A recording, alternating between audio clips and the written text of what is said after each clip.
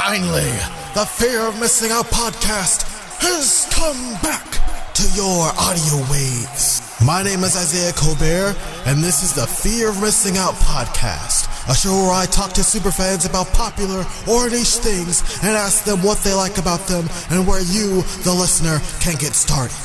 This week, I'm joined by the Wrestfriends as we talk about all things pro wrestling. And that's the bottom line, because Mo said so. All right, so lovely guests, would you care to introduce yourselves? Hi, my name is Edie. And my name is Teti, and we are Wrestfriends. Yes, we're your rest friends, your wrestling friends, wrestling best friends, combining the two words because you can never have too many wrestling friends.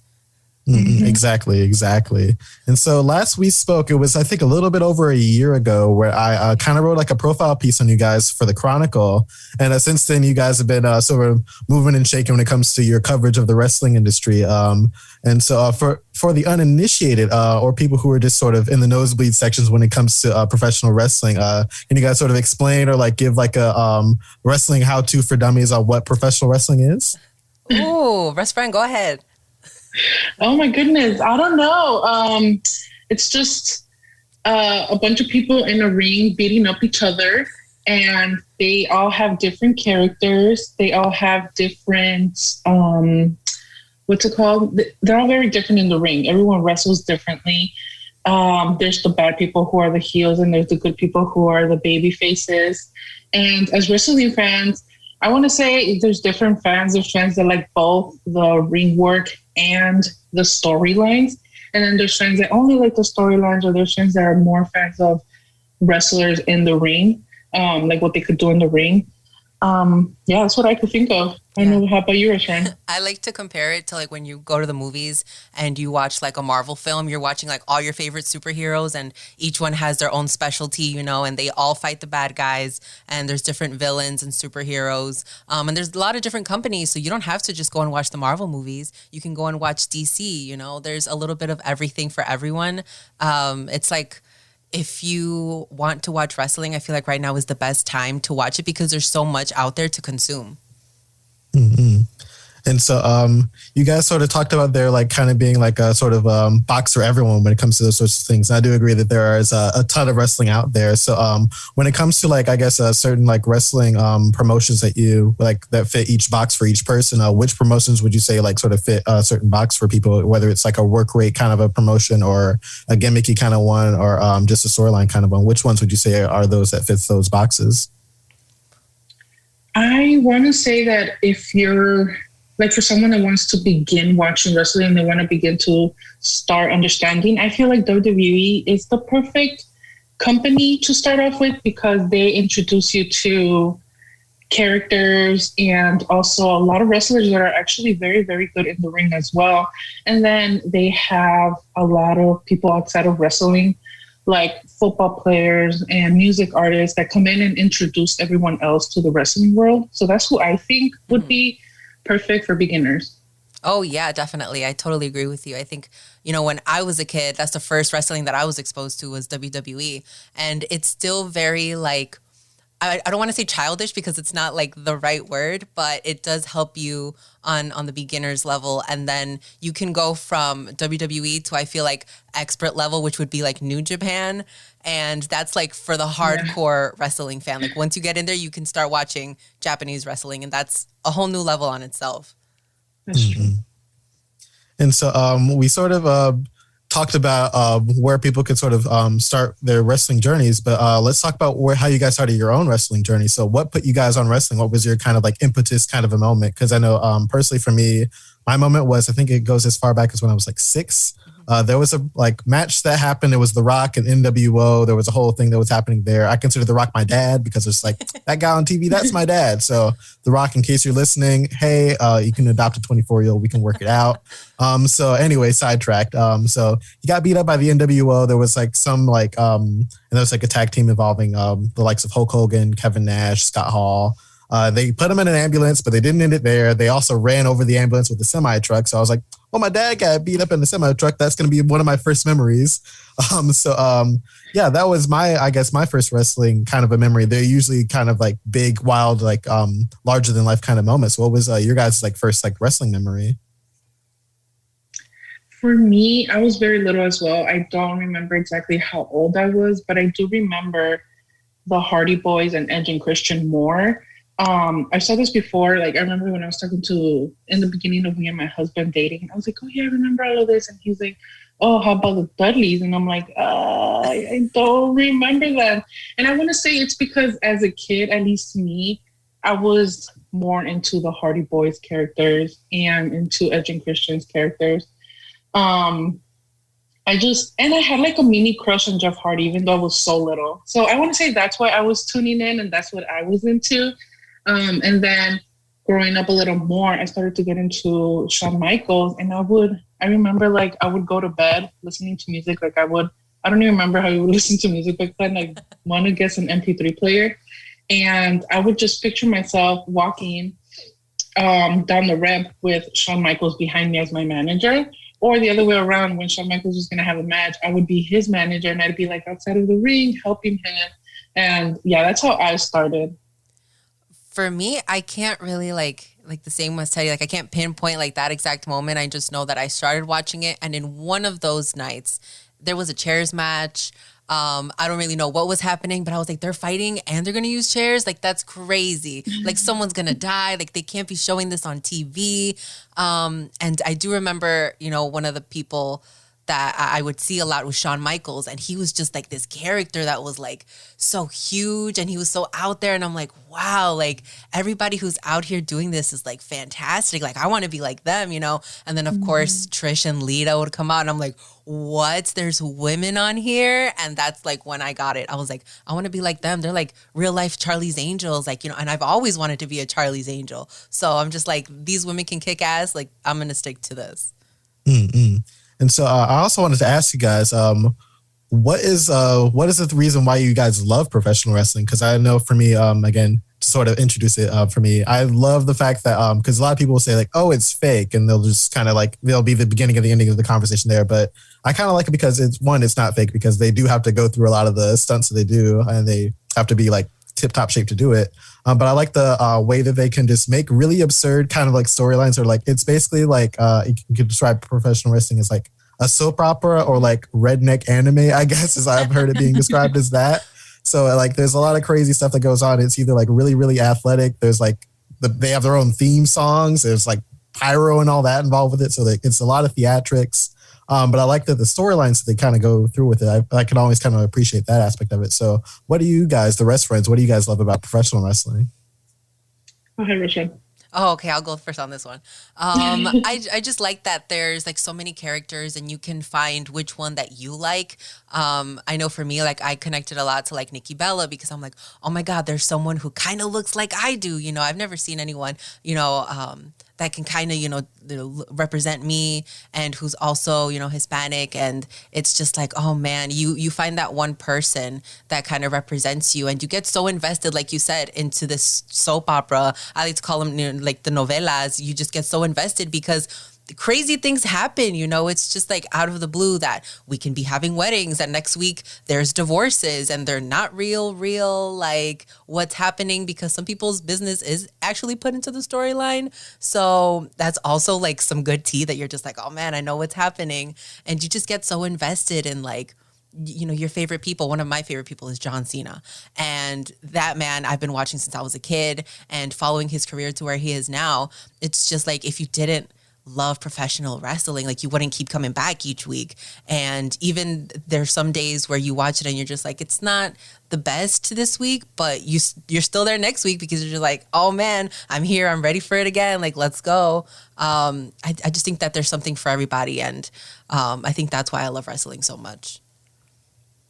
For me, I want to say I've always loved wrestling, right? But I think the day that I went to my first show, which was Monday Night Raw, I feel like my love grew because you get to connect with these people that you've been watching on TV for so long. Mm-hmm. And then after I went to my first Raw, I started to go to more shows for WWE.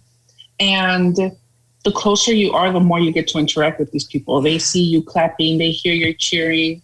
And I feel like it's so different from like, let's say a basketball fan that can go to all these games, right? Like us here in Chicago, if you're a Bulls fan, you're pre-pandemic, you're able to go to all the shows all the games that they had here, right? But can you really interact with the players on the court? No, because they were very focused on, they're very focused on the game. And for wrestling, they need you to be loud. They need you to cheer for them or boo them. And then you get to meet them. You get the opportunity to meet some of your favorites.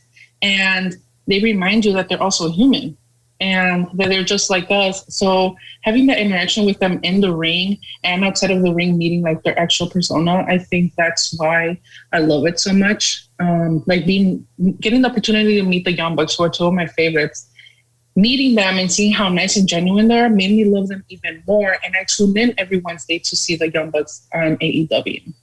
Mm-hmm. And I'll try not to get too kind of insider baseball or the wrestling term like deep sort of kayfabe when it comes to things. But I know that an aspect of wrestling, like there's kind of like ins and outs and there's like certain roles that people have to do. And like some super fans or marks, as they're sort of called, are kind of aware of that kind of like line that sort of is drawn there. So can you guys sort of describe for the people what is kind of like the makeup for like a kind of like a traditional kind of a wrestling show? Like what are the kind of the roles and what the performers kind of do? Because I know that we mentioned like baby faces and heels. So can you kind of go a little bit more into depth and describe what that is? Yeah, so you have like, the baby faces who of course are like the superheroes, I would say. And then you have the heels, which are the villains of the show. And of course, the most important person is the fans, because at the end of the day, like they're the consumers and they're what's watching it. They're, they decide who boos, who to boo, who to cheer. And the refs are super important in wrestling. A lot of people don't realize this, but the ref is like the moderator of the show. Like they keep everything set, they're following the rules, making sure that everyone is okay at the end of the day. Like the wrestlers have to make sure that, when they're doing moves, they have to watch out for each other, but the ref is there, like first line of defense. And a huge part of wrestling that I didn't realize until I went to a live show is commentary. So you have people on the sideline who are kind of giving you the play-by-plays of what's happening in the match. And when I went to my first show, I was surprised that I couldn't hear the commentary like I could on television. I was sitting there waiting for somebody to tell me what was happening. And I'm like, oh, wow, this is only on TV. I'm playing myself. Like I was waiting for something to happen and nothing ever did. Mm-hmm. The only thing I would add to that, because I'm with my best friend Edie. The only thing I would add to that is mic skills. People that are great at promos. You have, like, you mentioned earlier, is that you mentioned The Rock. He is one of the best wrestlers on the mic. And that is very important in wrestling. Well, when it comes to WWE, I wouldn't say that's important in every promotion, but in the WWE, you have to be good on the mic. Otherwise, you can tell that they don't really get as much, many opportunities as everyone else that is good on the mic. But yeah, that's the only thing I would add to that. Mm-hmm. And so we've talked about the performers, and we've talked about kind of like the production side of it, and we've kind of hinted a bit at the fans. So I want to ask you guys, what are the fans like? What are the kind of like the pro wrestling fans are like? Because I know that it can be like with anything. You either run into a fan and it's the best thing in the world, or you run into a fan and it kind of is the not so great kind of experience. So what are kind of like generally what are wrestling fans kind of like? Oh, yeah, that's a hard one.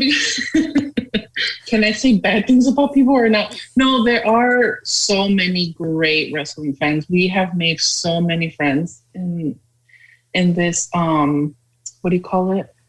Community. It's not industry. Community. Yeah. There you go. We have made so many friends in this community. There are so many great people, wrestling fans that are just nice, and they also love the product just as much as you, or even more. But then you have some people that are not the greatest. You'll go to shows and some people are very rude. Some people go to shows just to drink and, like, I guess have fun, but they're not really fans. And then you have some fans that are know-it-alls, which are the ones that I hate. I hate when we talk about wrestling and then you have know-it-alls sending us messages or mentioning us on Twitter, telling us, no, you're wrong, or your opinion this, your opinion that. I think there's a little bit of everything, to be honest. But more than anything, one of the reasons I do love this community is because of other fans. Yeah. I want to say it's definitely not everybody, but it's like every sport that has like their super mega fan who is like on the verge of gatekeeping, like, oh, you can't like basketball because you don't know what happened in 1980 something. Like, okay, Right. why should I know that? Like, if I'm a fan, I'm a fan, and like I shouldn't have to like explain myself to you. But Teddy and I like see this in the industry a lot, like as women, that we have to kind of like prove that we know enough of wrestling to be considered wrestling fans. And that's terrible. I feel like we should be including everybody and not trying to gatekeep wrestling, because at the end of the day, like it's more people loving the sport. And that's kind of like what like the crazy marks are. But I feel like wrestling fans in general, like we all love wrestling, and we try to consume as much of it as possible. And there's a lot. So it drains you at the end of the week that you've watched so much wrestling. Yes. But I think, as long as you're not like a crazy, crazy mark, the person who's stalking the wrestlers at the airport, I feel like you're okay, Mm-mm.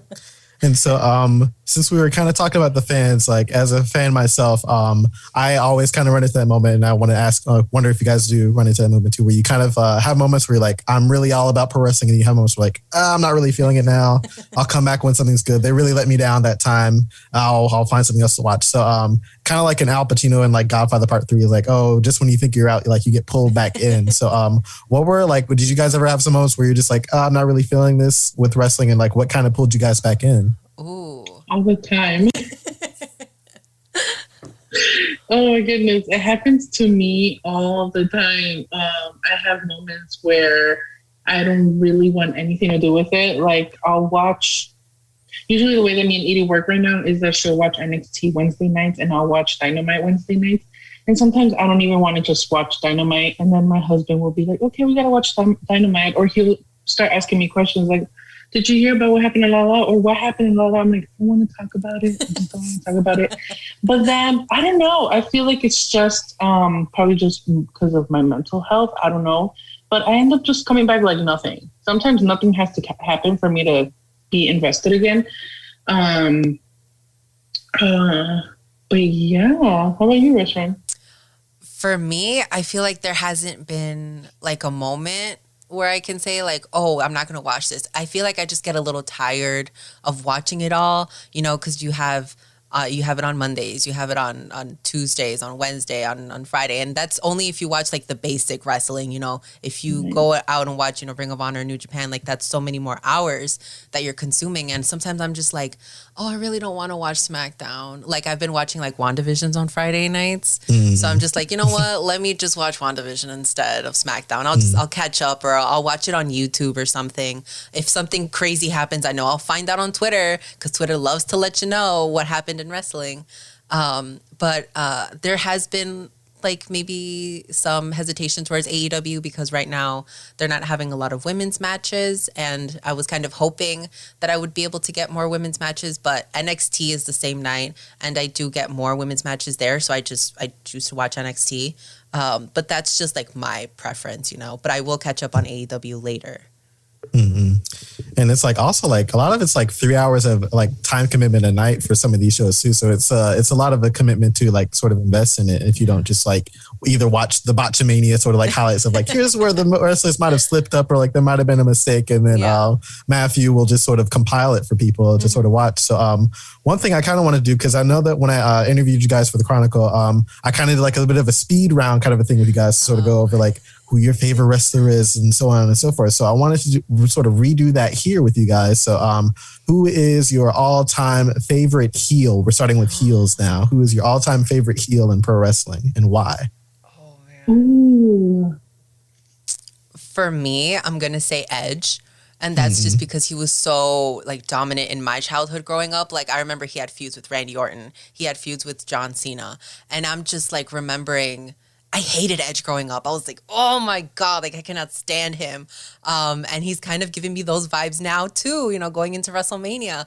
And oh man, I love to hate him. He's such a bad guy. He's like rated R superstar forever. And he's just always going to be in my head as one of my favorite heels. I'm gonna go with Edge as well. I'm trying to think of like all time, and all time favorite heel definitely has to be Edge as well. I grew up loving that man so much, so it's only right I say Edge.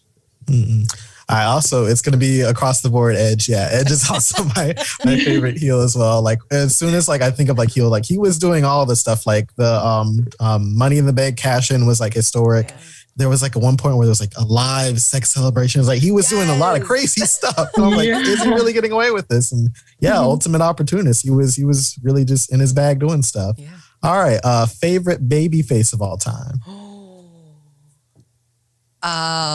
Even though he was getting booed, I'm gonna say John Cena because because he just represents the company so well. Like you cannot say that John Cena hasn't like put WWE on the map because he's like a household name now, you know. And I just loved him so much growing up. I love him so much now. He just like can do no wrong in my eyes. So I'm gonna go with John Cena. I am gonna go with someone a little more up to date, and I'm gonna say Cody Rhodes. Can't believe you called John Cena old. I really did. He's like, I'm gonna up to date. Okay, Wrestfriends. I've been in a Cody Rhodes high for a while now, and I think it's only right to just say him because I have moments where I really, not to be mean, but I really don't care to really see him what he's doing on Dynamite. You know what I mean? But then I do love that man so much. He is very great on the mic as well. He's one of the... Every single time I've been to an AEW show or even when I went to All In, his promos make me emotional. I get so emotional. Yeah. So I want to say Cody Rhodes, if he's considered a babyface, which I would kind of consider him a babyface, he's my favorite. I'm gonna go for a bit of a dark horse here. She's being kind of underappreciated currently. She's kind of been underappreciated since she's got her call up. I'm gonna go with Asuka. I like Asuka because she was especially in NXT. I'm gonna refer to a lot of my stuff from NXT, her time there, where she's kind of just like a tour de force, where like she was like a force of nature, where she just wants competition. And she like walked the line between being a baby face and a heel because she was just very brutal in the ring. But she's just like, as long as I'm like, if you can bring it, you can bring it. Are you ready? Let's go. So yeah, I'm going to say Asuka for that one for baby face. Very captivating. On another question I'm going to ask, either favorite heel turn or favorite face turn that you've seen in professional wrestling? Oh my God, that's a hard one. These are good questions. I'm a journalist. Yeah. I'm God. How do you do it? I don't know. It's off the top. I'm gonna go with someone who recently kind of went heelish not too long ago, but I feel like right now they're baby faces. I'm gonna go with the Young Bucks, just because I really loved when they were heels in the Bullet Club back in New Japan, and then they came to AEW and they kind of started off as like baby faces with the Elite. They were just being nice guys, I guess. And then when we started getting a little hint of them becoming heels, I was getting very excited. Like, I love heel Young Bucks. They're such little jerks. So those are my favorite. Oh, I'm going to go with, I don't know if she can be considered like a heel because I feel like people still liked her. I'm going to say Becky when she turned on Charlotte. I think it was SummerSlam. It might have been something else. But she just elevated her character from there. I was like, oh my goodness. Like, people have never been behind someone so much. And I just loved her. I remember her promo with Edge when she was like, get out of my ring and don't hurt your neck on the way out. My breath was taken away. I couldn't do it. I was like, Becky, I cannot believe you said that. But it totally fit her character and I was here for it. I'm going to go with another one that's also kind of recent because I know that he's gotten a lot of flack for his babyface sort of like portrayal in WWE. But I'm going to say Roman Reigns' his heel turn is, I think, the best thing that's going right now. Yeah. I guess to give a little bit of background, he was kind of promoted to be like the next big thing after John Cena. The crowd wasn't really getting behind him. And he returned and he turned heel. And it was just like a whole thing. He's kind of like a mafioso, kind of like I'm the head of the table. Like, you got to do this for the family type of thing. Like, I need to be the top guy because you need me to be the top guy. So it's very captivating. He like switched from being like because he's a really sweet guy in like real life, but he like flipped the switch to be like, I am just that guy in the ring. So I think that is my favorite heel turn. Yeah, that's a good one. So Yeah, we kind of pseudo did like a whole bunch of recommendations for like people and matches to watch for people who want to decide to get into wrestling. But I know that it's still a lot of time commitment to kind of just jump into wrestling. So I wanted to get you guys sort of give like an elevator pitch on like what's something that's currently happening right now. What's like a person who's currently in like the wrestling business that you guys want to like sort of give like an elevator pitch to say, check this person out. If you don't like it, then maybe you should sort of consider like taking some time and just deciding whether you want to get into pro wrestling or not. So who would be that person for you guys or that thing that you want to sort of like recommend to people to sort of look at? I would say if you're looking for a badass chick, definitely check out Shotzi Blackheart. She's on NXT right now. And I feel like she's just a star. She's a future champ.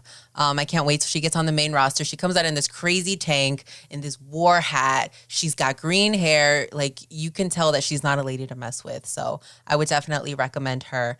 And Damian Priest, I know that he just got called up to Monday Night Raw, and he's going to be doing great things too. So I feel like those are two people that if you are interested, they're specifically WWE, but I feel like they're good people to watch out for.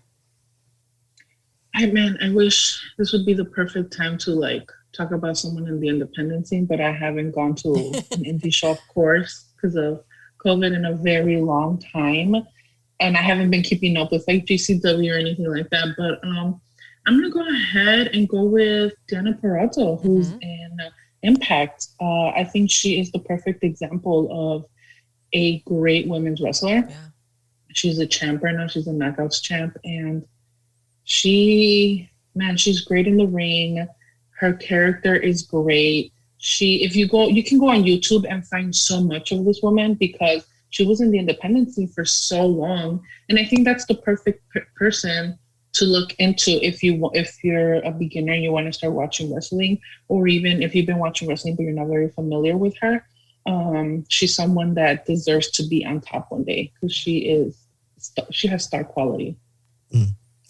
And I guess my recommendation would be just in general, if you guys want to see like a really good work rate kind of company, again, we've sort of sung praises for it. Dave Meltzer, like Wrestling Journalist, will sing praises of it with like his 5-star sort of like qualifications for matches. Anything New Japan Pro Wrestling is kind of your like go-to for like big work rate matches. They'll have matches that'll go on for like 30 minutes sometimes, or like just really long matches that each performer is sort of giving it their all in it. So I highly recommend that. When it comes to people, I'm going to recommend some gimmick kind of wrestlers. So there's this guy in AEW called Orange Cassidy. His whole gimmick is that, he can really be very low energy when it comes to like, his demeanor. He can just give you a really limp, like thumbs up if anything's going down. But when he's in the ring and he's motivated to carry, he is the most athletic person you'll ever see do it. Another person I'd recommend, she kind of had a little bit of a limelight. I was very disappointed, very vocally disappointed on Twitter about like her standings in the AEW women's sort of tournament qualifiers. Maki Ito, her story is very interesting. She used to actually be a pop idol. She wasn't very popular. She joined pro wrestling and like she sort of like mixes her pop idol routines with her wrestling, but the sort of catch is that she's very brash. She's got like a dirty mouth. She like tweet really foul things on Twitter and like call people simps on Twitter and things like that who are fans. But she's very infatuated with herself, but and she wants to be known as like the cutest wrestler in the world. But like more than that, like she also like cares more about like people recognizing her. So she'll actually improve in matches and she'll like just not get really upset if she loses. She just wants to improve. So that's someone I would recommend. That's a good recommendation too, yeah. Yeah. So what are some things? So we mentioned some highs and some lows, but for someone who was just like, who was willing to make the pledge and make the jump into pro wrestling, what are some things that you would sort of like caution people about, whether it's good or bad for pro wrestling? What do people sort of have to expect when they jump in? It's definitely very outside the box if you're experiencing it for the first time. You just have to go in with an open mind, honestly. So make sure that you don't stress about things too much, because you could be watching one show one week and then they completely change it up the next week. So they go off of what happens on social media and like what the fans want. So yeah, just go into it with an open mind. And I feel like just enjoy it, because a lot of people go in wanting to criticize it right away. And I feel like that's just not how you should do it. Yeah, I'm with Edie on that. I think it's like Edie mentioned earlier, one week they'll have a marriage and the next week the same couple that got married on TV is going to have a divorce, or they're completely going to not really forget, but just push it aside, and there's never going to be anything about them anymore, in regards of the marriage. And then if you're watching a show that's like, most shows are 2 hours long. In the first hour, you'll have regular matches, and in the second hour, you'll have a match where there's blood. Mm-hmm. So don't get scared. Sometimes the blood is fake. Sometimes the blood is real. I think the great thing about pro wrestling and, all these promotions now is that there's a little bit of everything for everyone. If you want to see something hardcore, there's promotions that have hardcore wrestling, and, there's death matches. If you want to see something a little more like you're watching a TV soap opera or a TV series, and, there's like WWE. There's literally a little bit of everything for everyone, or a lot of everything for everyone. Yeah. Yeah, definitely. There's even matches where people wrestle like dolls or magazines or even brooms. Like there's literally wrestling for everything. Even like they'll have matches where there's Legos involved sometimes. It's crazy. I've watched an Invisible Man match, and it's literally just the ref and two invisible people. How? But it was entertaining. Yeah. Like I was watching and I was like, okay. Well, yeah, I'd say that has been a podcast. Feel free to, again, this is a part of the show where I'll open it up to you guys. Let the people know where they can find you on the interwebs and continue the conversation with you. Feel free to plug your channel, any projects you're working on. So yeah, feel free to go ahead. We are on Twitter and on Instagram at Wrestfriends. We're also on YouTube. Go watch our YouTube videos at Wrestfriends, Facebook at Wrestfriends. And we also have a podcast called The Wrestfriends Podcast. The Wrestfriends Podcast. I was going to say we are Wrestfriends. I'm like, wait, that does not sound right. Well, I don't even know my own product. The Wrestfriends Podcast on any podcast platform that you use, iTunes, Spotify, we're everywhere. Yeah, that's all we have, right? Yeah. Oh, and we have merch, actually. We actually have merch too. So if you go to our Instagram and our Twitter and our bios, we have our links there where you can just find us anywhere. All right. Well, that has been a podcast. Now you guys know more than zero about pro wrestling. And I will bid you a goodbye and good night, bang. Nice. See you guys next time. Bye.